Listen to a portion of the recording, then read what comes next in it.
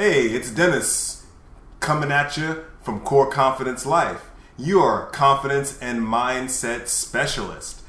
And today I wanted to talk to you about emotions. And yes, sometimes us men have a hard time navigating emotions. We don't like it. We don't know how to manage it. But today I wanted to share with you 4 facts about emotions that will help you navigate through that fog and come out the other end just as manly as you are now, right? So the 4 is, let's start with 1. You think we should start with 1? Yeah, let's start from the beginning. All right, so it's important to remember the first fact is that emotions are not inherently bad. Sometimes us men, we categorize emotions. This is bad and this is good. It's okay to be horny, right? Or hungry, but it's not okay to be depressed or sad.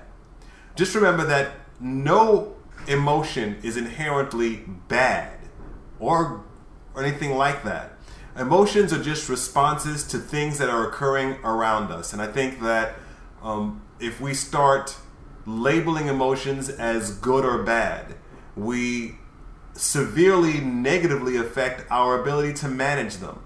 It's a good idea not to label emotions good or bad. Just focus on how you deal with them without labeling them good or bad. A lot of times as men we resist them. We resist emotions. We're not supposed to feel this. We're not supposed to feel that. That's a load of horse pucky! Right? So emotions are not good or bad. They're just responses to occurrences. So stop labeling them, huh? Will you? All right, number 2 is that we can decide what our emotions are. No one can make us feel anything without our permission. Like I said before, emotions are just responses to the things that go on around us. But the reason why we have most of our emotions is because of how we think of what's going on around us. It's our definition of emotions, it's our definition of events that cause our emotions. So if we think something is sad, then it's going to be sad to us because that's the mind frame we chose to look at it in. If we think rejection is negative, then rejection is going to be negative because that's how we think of it. We can decide what we feel based on how we look at something. And so if you feel that you are too emotional, too reactive, too sensitive, whatever it might be, investigate, get down deep into what your emotions are, what triggers them, and maybe you can change your mindset about them. Maybe something that you think of as sad isn't really sad. Maybe rejection really isn't that bad. It's just a response to something. So you can change what your response is to the outside stimuli. Don't let it control you. You control it. Absolutely. Number 3, right? Navigating the facts of emotions. Number 3, it's not that we have emotions. It's about what we do in response to them. So there's sometimes that we're going to have emotions. We're going to be angry. We're going to be sad. And yes, like I just said, a lot of those things depend on our definitions. But it's important to understand that emotions are a part of being human. We're all human. We all feel things. We're going to feel things. We have definitions of the world that help us navigate things. And so it's not the fact that we have emotions. It's how we deal with them. So if you're angry, do you just punch someone in the face? Oh, you made me mad. Fuck you. Is that how you handle it? Or do you have a more productive response to that emotion? If you're sad and depressed, that's natural to be sad and depressed about things that go on sometimes. But how do you handle it? Do you handle it in a productive manner?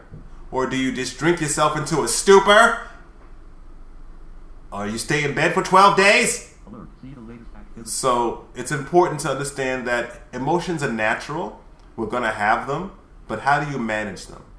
Hopefully you manage them in a healthy way, in a more productive way. Number 4 in the facts about emotions is that there are emotions that signify a lacking in our life, a missing piece in our lives. So if we're feeling sad and depressed, if we investigate why we're feeling those things, we'll find out the deeper meaning behind those things. What are we lacking in our life? Sadness and depression and things like that are a signal of things that we might need to make us happy, right? What are you not doing in life that's causing that sadness, that depression, that emptiness?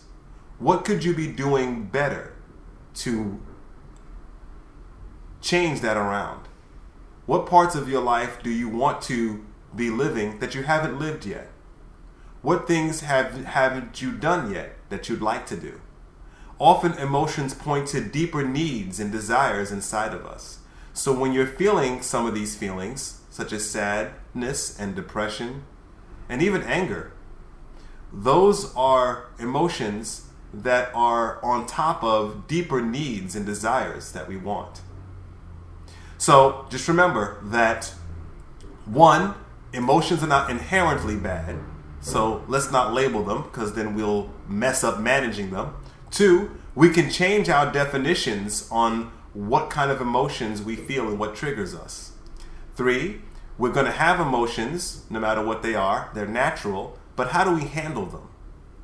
And four, what's the message behind each emotion? What are we not fulfilling in ourselves or within ourselves that sadness is letting us know? So take these 4 facts, look at them, and ask yourself, how can I deal with emotions more effectively? How can I be more emotionally intelligent? And you can use that and move through emotions without labeling them and still be just as manly, right? Go to coreconfidencelife.com for more yap. Subscribe to this channel for more videos, and let's talk sometime so I can help you become more core confident.